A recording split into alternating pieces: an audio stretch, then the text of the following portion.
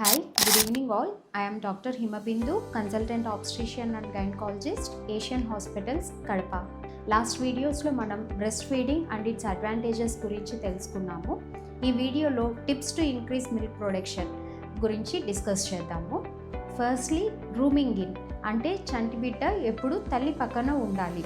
ఎందుకంటే చంటి బిడ్డ టచ్ వల్ల ఇంకా బిడ్డను చూడడం వల్ల బిడ్డ క్రై వల్ల మదర్లో మిల్క్ ప్రొడక్షన్ స్టిమ్యులేట్ అవుతుంది. Next thing feed on demand.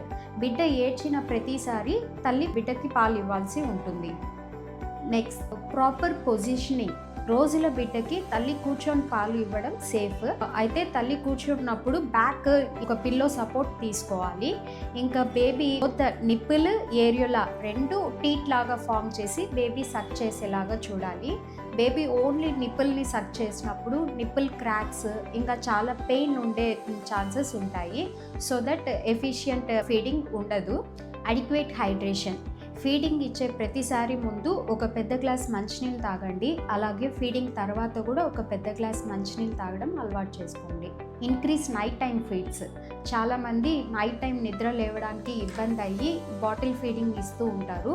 కాకపోతే నైట్ టైం ఫీడింగ్ ఇవ్వడం వల్ల ఆక్సిటోసిన్ హార్మోన్ స్టిమ్యులేషన్ బాగా జరుగుతుంది. సో దట్ మిల్క్ ప్రొడక్షన్ కూడా ఇంక్రీజ్ అవుతుంది.